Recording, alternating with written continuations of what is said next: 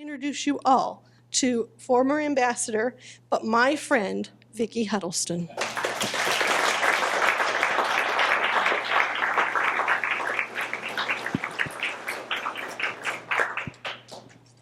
Thank you, Gwen. That's a lovely introduction. And I'm so delighted to see such a large group of people here this evening. This is a lovely town. I'm from Santa Fe, so Santa Fe looks just a little different from Hudson. I think maybe I look a little different too. I didn't actually recognize that woman out there on television with the brown hair. So I will begin my talk this evening with the first chapter of the book. And then after that, I probably won't refer to the book, but most of what I'm talking about you will find in the book. I began my career on Cuba in 1989 at the State Department, and I was the Deputy Director of Cuban Affairs. After 2 years, I was promoted to be the Director of Cuban Affairs, so I was quite pleased with my promotion. And one of the first things I did, or was asked to do, was to go down to Havana with a delegation from the African division of the State Department. Well, I had been to Havana many times before. I knew all the officials, but this was a big deal because Cuba had lived up to the tripartite agreements, which were agreements actually negotiated by the Reagan and H.W. Bush administrations by Assistant Secretary Chester Crocker, which led to the withdrawal of 50,000 Cuban troops from Africa. I like sometimes to say that the only foreign country that wins wars in Africa is an island on the other side of the world. When I arrived in Havana, we were all invited. There were delegations from all over the world, but principally the Soviet Union, South Africa, France, Namibia, England. We were invited to a soiree at the Palacio de la Revolución, hosted by none other than Fidel Castro. So there's a long treaty signing. Fidel is kind of fidgety, he's used to being number one person that everybody's looking at. So as soon as it's over, he heads for our delegation. And the head of our delegation walks up to him and he puts out his hand, and he looks at the head of delegation who's bigger than he is, and he's kind of like, well, I'm not even having anything to do with this guy because Fidel wants to be the only biggest guy in the room. So he sees me and he looks over at me and he says, "Who are you? Someone's spouse?" Oh, is right. So this is 1991. There are not many women in the State Department. In the room of over 200 diplomats, there are 3 women. Fidel Castro's really lovely interpreter, the Soviet ambassador's wife, and myself. And I'm embarrassed. I'm furious. And I think, well, the only thing I can do is stand up and say, I am the Director of Cuban Affairs. So Fidel waits a minute, and when the room is quiet and everyone is watching and listening, he says, "Oh, I thought I was." Oh. So, embarrassed is to say the least. My delegation looking at me like, why did we bring you along? And I'm slinking off to a corner when 2 of Castro's guards come up and they say, "Follow us."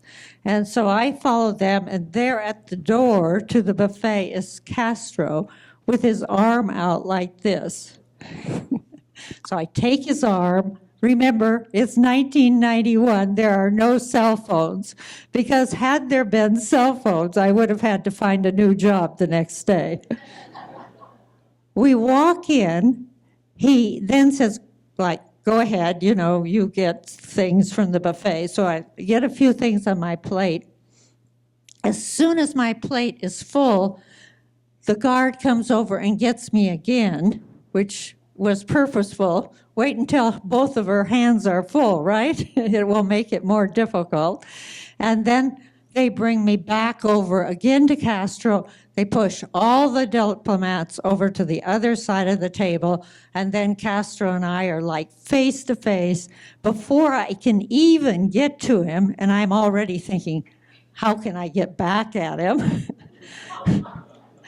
But now nobody can hear us, so I'm not going to get back at him. I'm just going to have to deal with this. And he is saying, el bloqueo está matando los niños. The embargo is killing Cuba's children. And I'm saying, no, it's not a bloqueo, it's an embargo. That's different. And so this conversation goes on for a bit.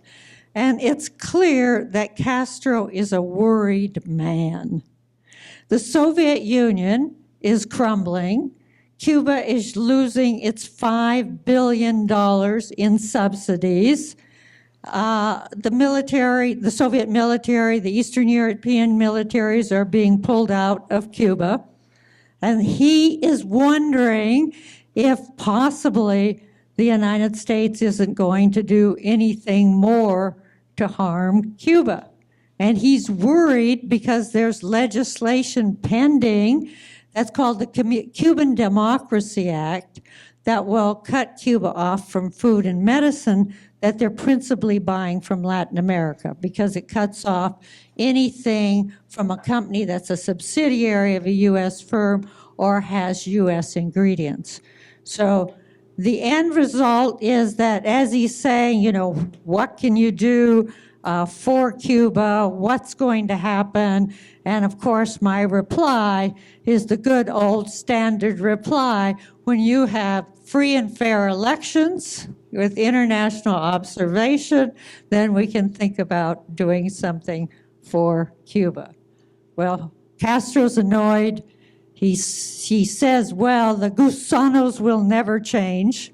Those being the worms, which he calls the Cuban Americans. He stomps off, he snags a tall martini off a tray, and I go over to the table and I put down my plate and I grab some 100-year-old rum. Well, when I get back to Washington, I talked to my boss about this, and fortunately, H.W. Bush, the president, has not signed on to this legislation. So there's some hope that we're not going to penalize Cuba, because after all, it's just lived up to the treaty. And that lasts, I would say, maybe about a month. And then a young, attractive candidate who's running against H.W. Bush realizes that Cuba can provide him with votes. So Bill Clinton goes to the Cuban American National Foundation, which is the strong lobby of the Cuban Americans at the time, makes a deal with the leader that if he tells Cuban Americans that they can vote for Bill Clinton, because generally Cuban Americans only vote Republican as a result of Bay of Pigs, when Kennedy didn't send in the planes, so Cuban Americans have always resented that. So Jorge Mas says, okay, it's a deal. You support my legislation, and I'll tell Cubans they can vote for you and help fund your campaign. A few days later, I get a piece of the legislation. I get the draft legislation, and on it, it says, what the hell is going on? Direct from H.W. Bush. So my boss and I went up to the Hill, and we did the best we could to negotiate some of the worst parts, but not the really worst part, which was the embargo on foreign companies and subsidiaries doing business with Cuba. But I like particularly to tell this story because, to me, it's really the moment that you can prove that Cuban Americans captured U.S. policy. That U.S. policy toward Cuba is not foreign policy, not for Democrats and not for Republicans. It's domestic policy, and because there's a very powerful lobby, presidents tend to cater to that lobby. And one of the reasons presidents can do that, and it doesn't happen with other countries, is because of the embargo. Because the only way the embargo can be changed without Congress voting it out is by the president making modifications in the embargo, which you've seen back and forth, cyclically, generally between Democrats and Republicans. Well, despite my initial 4 years working on Cuba, I couldn't wait to go back. So when the same Bill Clinton, now President Clinton, asked me to go to Cuba, I am delighted. In fact, I think maybe I'll be the handmaiden of Bill Clinton's opening, because now Bill Clinton has changed his tune. He's gone back to his more liberal roots, and he's hoping that by the end of his second term, it's always the best time to change a policy captured by a domestic lobby, is when you don't have to run again, right? So I go to Cuba. I'm delighted. I know what I'm getting into. And I go to the building, which was our embassy. It was built right before the revolution in 59, January 1, 1959, by Abramowitz, who was a major architect in New York and built, actually, or designed the United Nations. And it actually looks a little bit like the United Nations. I go upstairs to my lovely office with the windows on 3 sides, and it has a balcony. I walk out on the balcony, and I look out, and I think, my goodness, how did a woman, a girl from Hungry Horse, Montana, end up here as the chief of the U.S. mission in Cuba? And out there before me, I can look down the Malecón and see almost 100 years of history, of which half is friendly and half is unfriendly. So the friendly part is the Malecón, the beautiful esplanade that runs along the sea coast, which is built by the U.S. Corps of Engineers right after we won the Spanish-American War, the beginning of the 1900s. And then there is the monument to the sailors who went down in the USS Maine. And then a little further on is the beautiful Hotel Nacional, which toward the end and right toward the revolution was pretty much the haunt of the US Mafia. Lucky Luciano held one of the major confabs of the leaders of the mafia families in the United States in that very hotel. But then at the same time, I can look out and I can see the unfriendly, because there is the main monument with no eagle on top of it. The eagle was torn off by Fidel's revolutionaries and now can be found in what is now the embassy, because when Kerry raised the flag, Secretary Kerry, it was in front of the intersection, because the embassy became the intersection, became the embassy. It's the same building. And the eagle's head's in the building, and the wings are in the Museo de la Revolución. Then you can go a little further, and I didn't know it at the time when I was there, but right in front of the now embassy is the 4th of July Park.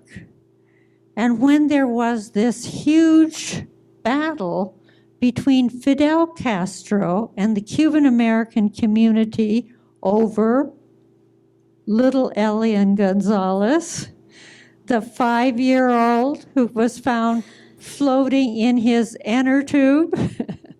His mother had tied him to an inner tube before she perished in fleeing Cuba with her boyfriend. And the Cuban American community wanted to keep this little piece of Cuba. And Fidel Castro saw a marvelous opportunity. He didn't care about Bill Clinton's offers of let's improve relations. All he cared about was once again walking the world stage. And he also saw that little Eliane could renew and renovate his revolution because all the heroes were dead or tired. Che Guevara comes to mind immediately, and then Raul, of course, and Fidel. And so here's this cute little kid. Fidel can walk the world stage, talk about the horrible colossus to the north who's kidnapped a little Cuban child and kept him from his father, and he can organize these huge marches that come up and down the Malecón, led by Castro himself, and right below my balcony. And also right below my balcony is now, some months later, what Castro called a tribuna abierta. It's an open court or a large amphitheater. And the amphitheater was used to have school children come and demand the return of Eliane, have various events there. So when Bill Clinton decides to side with Eliane, he does it in a way that he must have regretted later. He says, the courts will decide, because almost always a court will turn a child over to its surviving parent. And we had already done the interview, so we knew the surviving parent was a good, loving parent. So he said, well, let the courts decide. Well, the courts took 6 months, during which time Fidel had his marches and Miami had their marches. And the Miami diaspora was loath to let little Eliane go. So many of you will remember the 2 famous photographs. One is this INS agent in full armor, flak jacket, goggles, helmet with an M16 opening the closet door to an extremely frightened little Eliane in the arms of the fisherman. And then the next picture is little Eliane in the arms of his father. So Eliane came back to Cuba, and the first time I see him, I'm looking down from my balcony again, and there's little Eliane, his father, his stepmother, his stepbrother, all of the Politburo, except Raul Castro. And if I wanted, I could just take a stone. And if I had a good aim, I could throw it, and I would hit Fidel Castro. But it never occurred to them even to look up at those of us on the balcony above, nor, in fact, did it occur to me or my colleagues that we might throw a stone. Because we're such good enemies. We're not at war. We're not in any kind of violence, but we keep coming up with more and more regulations, policies to try to squeeze the Cuban government in the hope that it's going to change, which of course never does, because in essence, if you keep trying the same policy and the same policy over and over again with the idea that you're going to get a different outcome, You probably won't. The next step in this sad saga is a kind of interesting one, because George W. Bush is basically elected by the Cuban American community in South Florida because of Little Elian. It's called El Voto Castigo.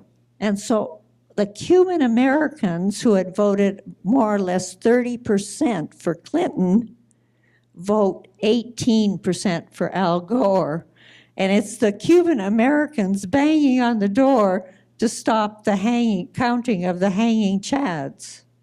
So in essence, once again, Cuban Americans have proven that they can and they do control U.S. policy. And if a president actually dares to go against that policy, then there's a price to be paid. Fidel Castro, is reputed to have said, let me put this down for a minute.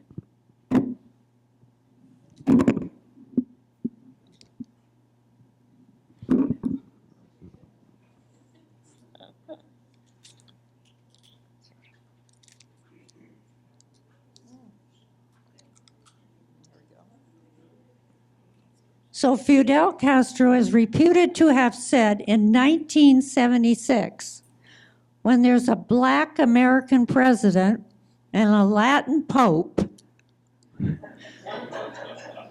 you know where I'm going with this, there will be normal relations. Well, in fact, with the Latin pope and a black American president, diplomatic relations are normalized, the flag is raised, Obama does everything he can, but remember the embargo is law, to change the relationship. 23 agreements for cooperation. Americans can travel to Cuba. Trade, investment are allowed with specific licenses. And by the way, Americans can still travel to Cuba, and you can even travel individually, but it's more difficult.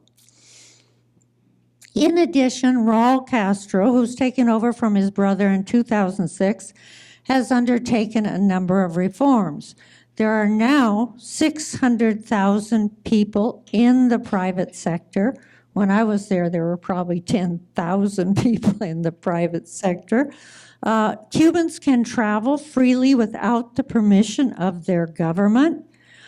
Human rights activists, which is always a big issue, are generally only jailed for a few days, not 20 years, and they are allowed to travel as well. So things really seem to be changing in Cuba. And President Obama goes to Havana with his family, talks about reconciliation and the hope for the future. Because what Obama's thinking about is the future, not the past in Cuba. But then another presidential candidate, have we talked about this before? Only this presidential candidate is a Republican, and his name is Donald Trump. And he needs the support of the Cuban American community. So although by that time the majority of Cuban Americans support the Obama opening, the older, wealthier, more influential Cuban Americans do not. And so Trump promises them that if elected, he will roll back the Obama policy. So on June 17 last year, he goes to Miami and he announces that he's canceling Obama's national security directive that U.S. government agencies should cooperate with Cuba. That wasn't too bad, because basically you could still travel. The reforms in Cuba were still continuing, or Americans could still travel, because it's the Americans who are really supporting the private enterprise in Cuba, which mainly is in tourism. You know, it's renting out rooms, it's small restaurants, even sort of large restaurants, it's internet, it's dance groups, it's singing groups, et cetera, it's souvenirs. So it's not too bad. People are hopeful. And then, which is kind of true of Cuba, because if you think there isn't going to be another crisis with Cuba, believe me, there will be. There is always a crisis with Cuba. And this crisis is the sonic injuries, or as Tillerson called them, the health attacks.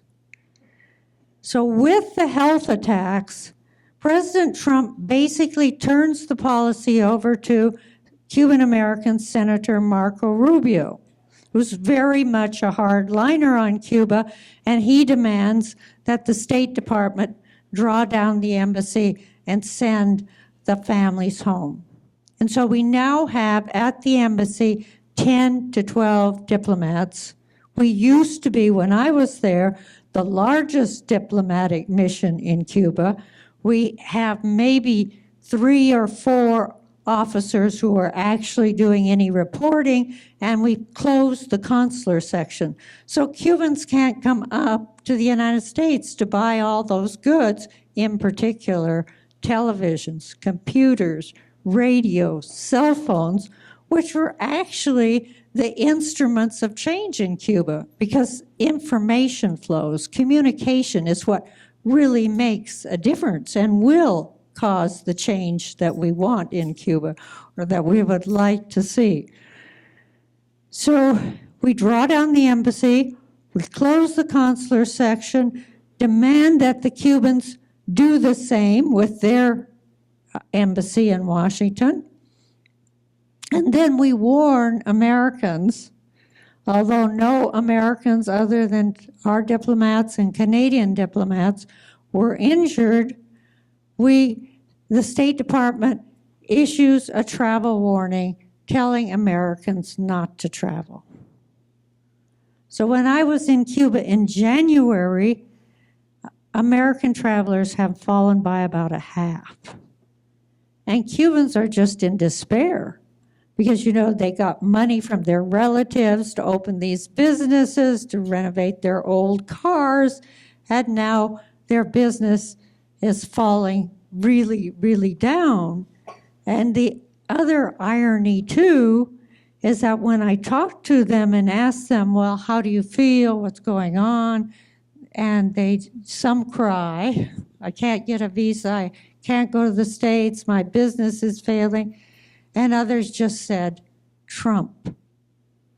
So now we're also to blame. You know, with the embargo, we weren't always to blame. You could pretty much say, well, look, this is a communist system and it sure doesn't work very well. But now we're actually in the minds of kind of the average Cuban, the people who are to blame. And this happens just at the wrong time because a new president of Cuba takes over on April 19th, took over, Díaz-Canel. He's 58 years old. He's not a military man. He's not a Castro. He is from the generation that was born after the revolution, that's internet savvy, and has been pro-transparency. So this would have been the ideal person for the next president of the United States, had it not been President Trump, or if he had a different policy, to have continued the opening with. But since the United States is threatening, Cuba is beginning to draw back, to issue fewer licenses.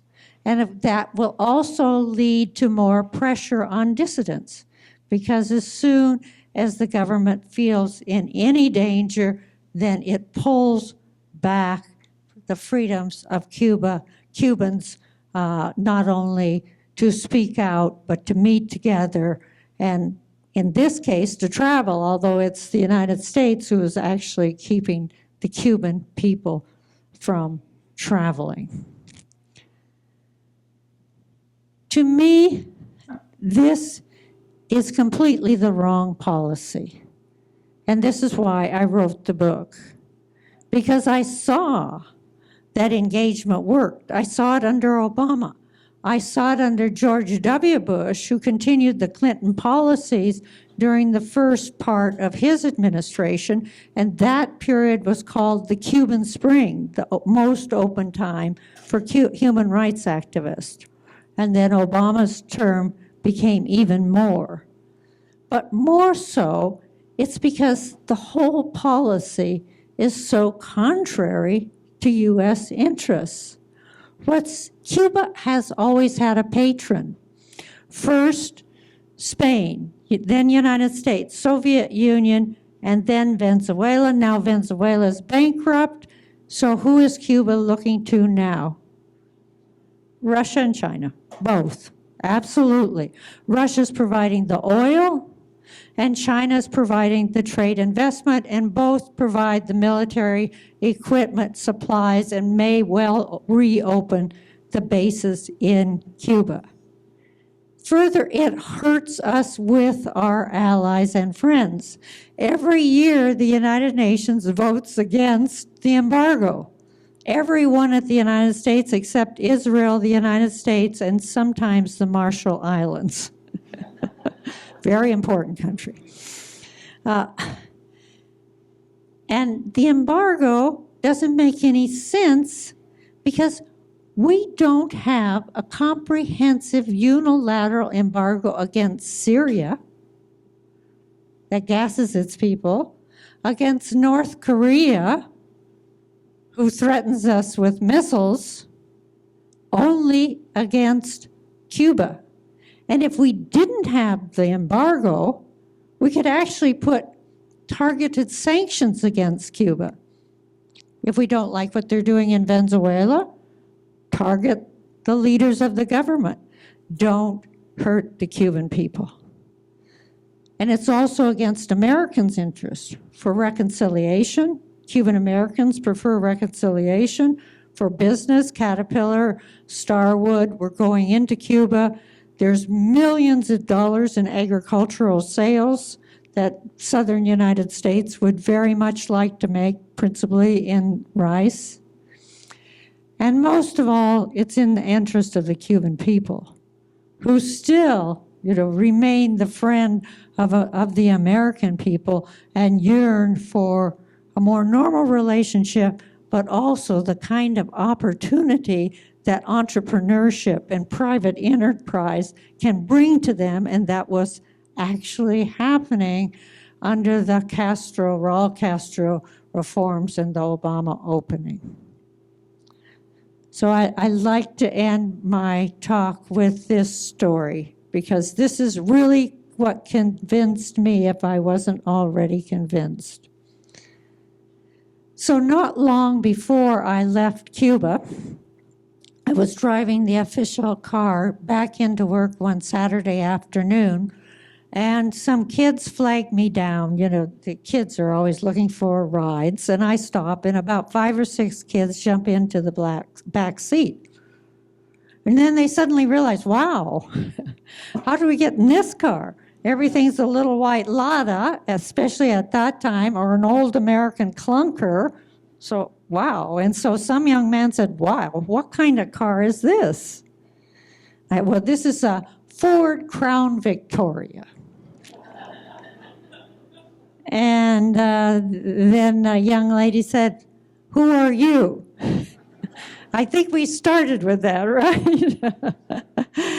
And I say, I'm the head of our diplomatic mission, the United States intersection.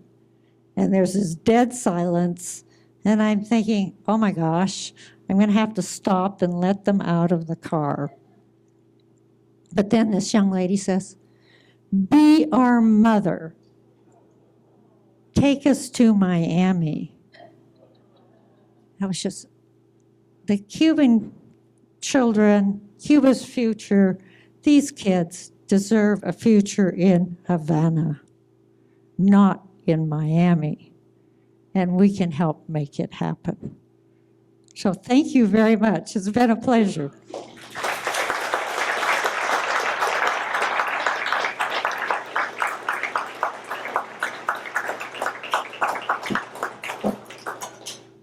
So I'm delighted to take questions.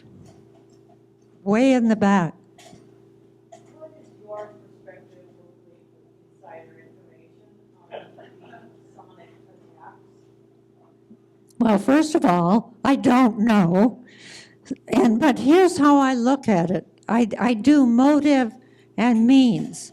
The Cuban government had means but no motive because it happened January of 26, November of 2016 to January 2017. So this is Obama to Trump.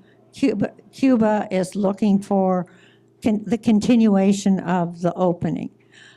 Cuban Americans, hardline militants, motive, no means. Russia, China, North Korea, a competitor, an enemy of the United States.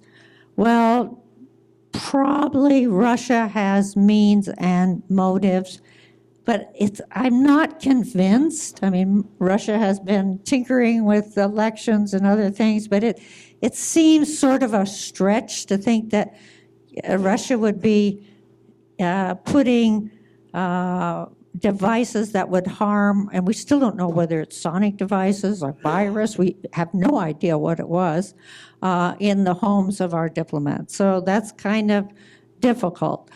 Then a hardline group in the Cuban government. That's a little more, I think, possible than, say, Russia or China. But, this is an autocratic government. They pretty much control all factions, and internal dissent is pretty much internal. So it's not exactly a satisfactory explanation. The Guardian interviewed scientists who said mass hysteria, but University of Pennsylvania has seen 24 diplomats and said they did suffer from something that caused them to have concussion-like symptoms. And then a University of Michigan study says that when you have more than one listening device in one room, they can interact with each other and cause a higher pitch, and that can cause damage. Well, I like this one because there's listening devices all over, and the beautiful residence where I lived, our security people don't even look for the listening and video devices because we know they'll just be put back again. So I kind of am partial toward that, especially since most of those injured were security and intelligence officials, but I don't know. But the one thing I do know is by using this, which was basically intelligence, that became public, as a lever to undo the relationship, we may now never find out. Part of the new travel restrictions because the larger hotels are owned by the G. Is that true? And Trump didn't want them receiving the funds? Yes. So here is what happened. In 91, when Cuba lost the Soviet subsidies, it turned to its military and turned the tourism sector over to them. And they made the tourism sector really work well. So the new regulations say you cannot do business with the Cuban military, who owns a lot or runs a lot of the hotels, like the new Kempinski Palace, like the great haunt where Hemingway used to hang out, the hotel, Ambos Mundos, where Hemingway stayed until he bought a farm on the outskirts of Havana. So it's not that you can't go, you just have to make sure that you're not staying at one of those hotels. And that was another nice thing for Cubans, because you could stay in their B&Bs, because the Airbnbs is really a major thing in Cuba now. So that's basically what that regulation did. But you'll have to forgive me, I can't resist a little jab here. Oh, go ahead, thank you. So Trump sent his lawyers twice to Cuba to do business, looking for a Trump Havana, when it was illegal. So I don't think that, the president is personally concerned in any way about doing business with the Cuban military. Yes. I was reading that the ladies in white, during their protests on Sundays, would get, let's say, roughed up. And during the roughing up, they would get injected and infected by viruses and become ill. Well, I've never heard about that. Interesting.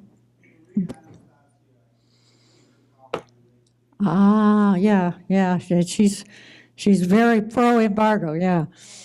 Yeah, but you raise a really great point, and which I like to talk about because no one was closer to the human rights activists than me, because after I left, they were all thrown in jail.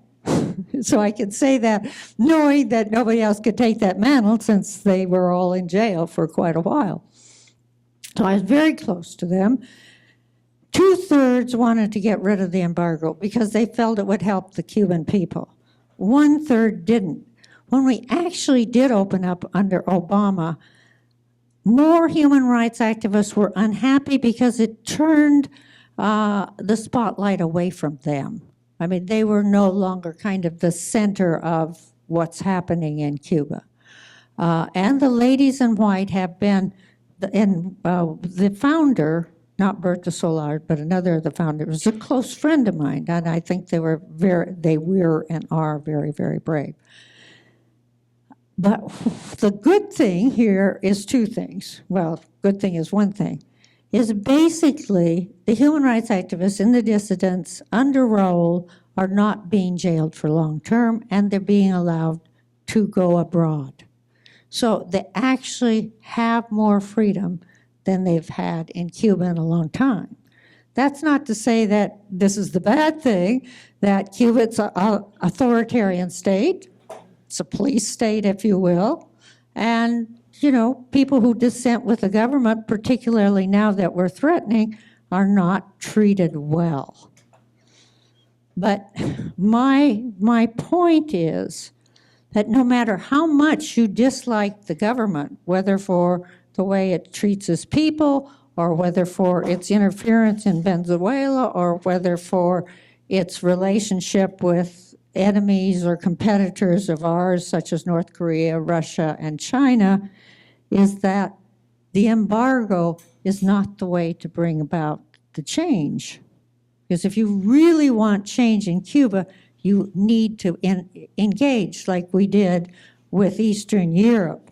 It's to get that information and free flow into Cuba to help those entrepreneurs really establish going concerns.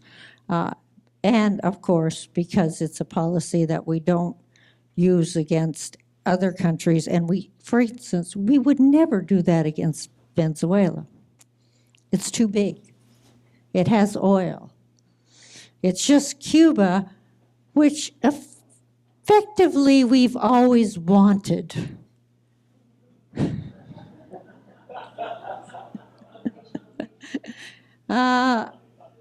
President Adams said, "Oh, well, just wait. It'll be a lot like a ripe fruit and drop into our laps." And when Teddy Roosevelt led his Rough Riders up San Juan Hill, the only reason we only took Guantanamo and for a while the Isle of Pines or the Isle of Youth was basically because of a senator from Colorado who was worried about the sugar beet industry, and he was able to persuade his colleagues to pass the Teller Amendment, which said we couldn't annex Cuba. But really then with the Platt Amendment, we pretty much own Cuba for the next 30 years or so. So, yeah, I mean, it's complicated history. Yes? I read a book of fiction, I think it was called The Cuban Affair, and it made reference to during the Vietnam War that Cuba had sent some military officials there, and they had a prison 17 American airmen and then took them back to Cuba for questioning. Is there any truth to that? Have you heard anything of that? Yeah, I don't know. I've never really heard about that. Yeah, yeah. I don't. Top secret in No, I mean, honestly, I mean, it's like, before went to Cuba, I was briefed on just about everything, I hope. Never can be sure, however, and I did not hear about that. I have many questions, but I'm going to ask you one. I'm a supporter of Soviet bloc. Do you believe that Cuba was communist, as we call it, all communists and such? And how true were they to the proletariat? Or was it a dynasty, like they inherit within a family, pass on the top office? Well, thank you. How about both? So, yeah, it's a communist government. It has a communist party. Raul Castro, by the way, remains the head of the Communist Party. And as Diaz-Canal, the new president, said, all the really important decisions, will be made by or in consultation with Raul Castro. So, and for a long time, I mean, when I was there from 99 to 2002, there was no private economy other than a few family-owned restaurants that were allowed as a part of a little reform. So yeah, it's and it has a communist constitution as well. So I would say yes, it's a communist government, and we used to think that Raul Castro was the real communist. We used to say, no, Fidel is just an opportunist. And now it turned out more that Raul was the pragmatist. Maybe he was pragmatic toward the Soviet Union. But is it a dynasty? That's probably the more interesting issue, because I can see the communism that will change as Cubans, begin to have their own businesses and more freedom to travel and talk and things like that. But is it a dynasty? Because it went, we've in 60 years, essentially, we've had first Fidel and then Raul Castro. The interesting thing is the new president is not a Castro. But it is very true that Castros are very much behind the scene. Raul is behind the scene, and Raul Castro's son-in-law runs the military complex that we talked about, and Raul's son was very much involved in the negotiation of the Obama-Castro opening. Diaz-Canal should stay in office for 10 years. If things don't go well, I think a Castro will take it. And even if things go well in 10 years, certainly the Castros are going to be there behind the scenes. So both. I have a question about the somewhat free enterprise that has entered Cuba. Do you have any insight what kind of controls the Cuban government? Because it would be, I would imagine, much more controlled than we think it is.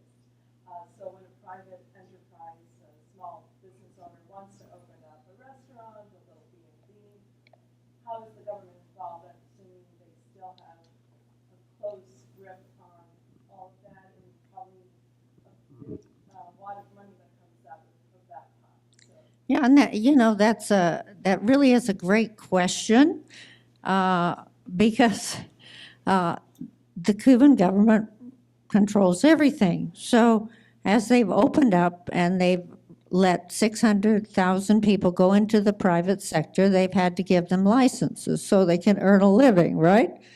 So it's done so, but it's also done so with a lot of taxing, because the Cuban government is right now in this process of not knowing what system it wants to have.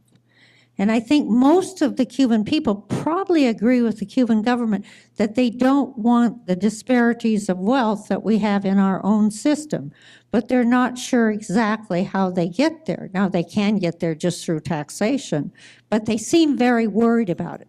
And they talk a lot about having cooperatives. And what So they give the licenses, they close you down if they don't like what you do.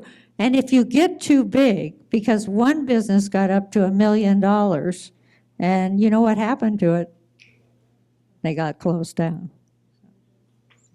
So I have a part two to that question. So if we lift the embargo, can we have some attachments to that lift and say, we'll send people there that will provide oversight to the way free enterprise is allowed, or try to implement the election. So it's almost like we give them the benefits without having them return some responsibility to having that privilege. And I think many, many, many, many people agree with you, and I don't. And the reason I don't is because every time we try to make the Cuban government do anything, they don't. Because they don't do anything that is going to in any way harm their power, because they want to stay in power.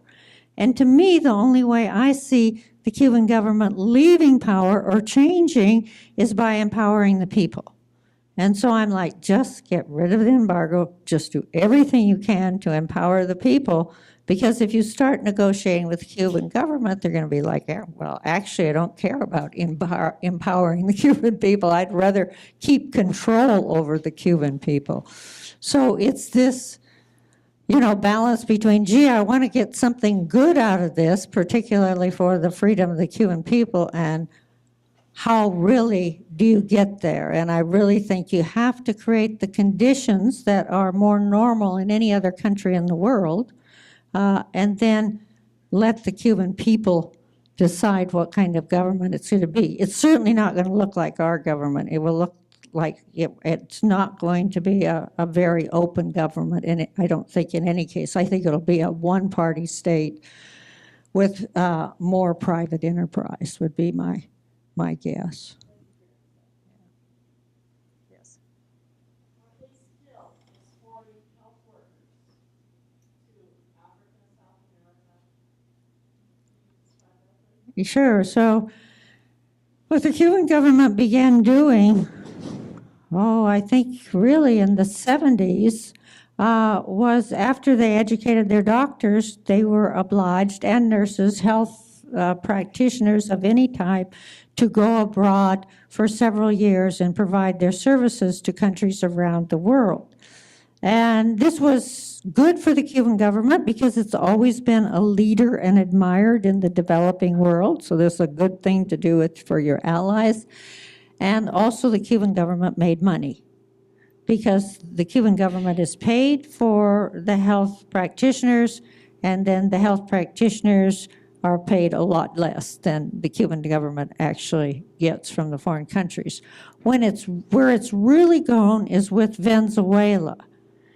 So in return for Venezuelan oil subsidies, Cuba sent doctors, technicians, and so right now in Venezuela, there are many, many, many doctors and technicians in return for Venezuelan oil subsidies, which have fallen drastically because Venezuela is bankrupt.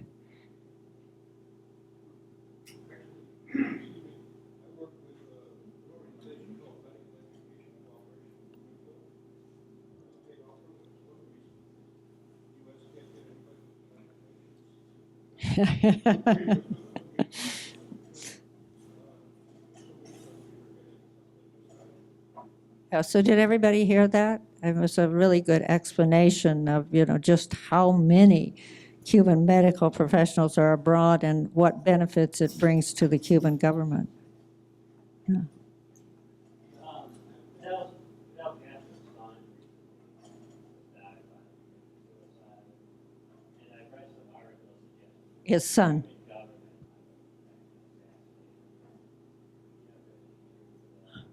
Yeah, I don't think so, because I can't think to go back to the idea of motive, of any motive. Fidelito, Fidel Castro's eldest son, was in his 50s, maybe 60, but when he committed suicide a couple of months ago, had at one time sort of been the fair-haired boy, might have been the heir apparent, but then he fell afoul of his father and basically never recuperated from that dispute with his father. So he's not had any kind of leading position in the Cuban government. So I think not. Since the embargo, as you say, was original, why didn't Obama work with it? Well, he wanted to get rid of it, and that's so. No, it's a great question because there are four laws. Actually, the Democrats were leading both the House and the Senate. Yeah, in his first term. Nobody ever does anything in their first term on Cuba. So, no, he waited till the end of his second term, just like Clinton. And sort of in a way like H.W. Bush, who didn't want to sign that legislation because of the power of the Cuban American community. But the embargo is in at least 4 laws. And so you need the Congress to annul, just say, all laws, nothing withstanding, there's no longer an embargo, or just to take some parts of it out. And Congress repeatedly has been unwilling to do that. They've been much more willing to pass legislation that has tightened the embargo. The only piece of legislation that has loosened the embargo was in 2000, when President Clinton was in office, but it was a Republican Congress, and they passed the agricultural bill that allowed agricultural sales to Cuba. But the quid pro quo was no tourism.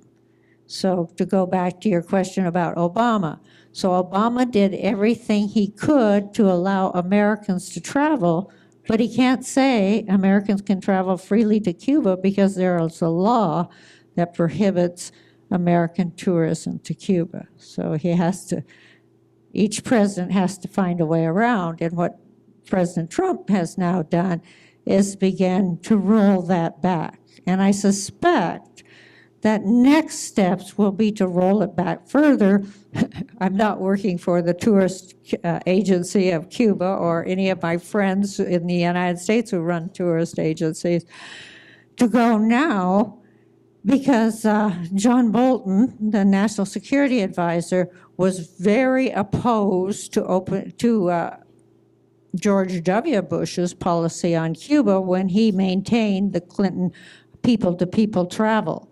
And he tried to undermine President Carter's trip to Cuba when he was an ex-president by saying Cuba had biological agents it was sharing with other countries, which was untrue, but he hoped that might detract from this visit. And our new Secretary of State, which I was just in Washington, and our union is delighted and very pleased with the new Secretary of State, but he's still very likely to be very hard line on Cuba because he wrote an opinion piece when Obama went down and said that Obama's travel to Cuba was encouraging dictators. So really, to me, the bottom line is we want this policy changed, we really have to speak up and vote for people who want this policy changed and want to see Americans traveling to Cuba, and also, I think, want to see a policy that could benefit the United States more because we'd have more flexibility on how we deal with the Cuban government when it does those things that we don't like and feel are wrong. At this point, I'm going to stop and proceed on the questions, and we're going to adjourn to the rotunda as we traditionally do for reception and Sunday. So if you will once again thank Thank you all.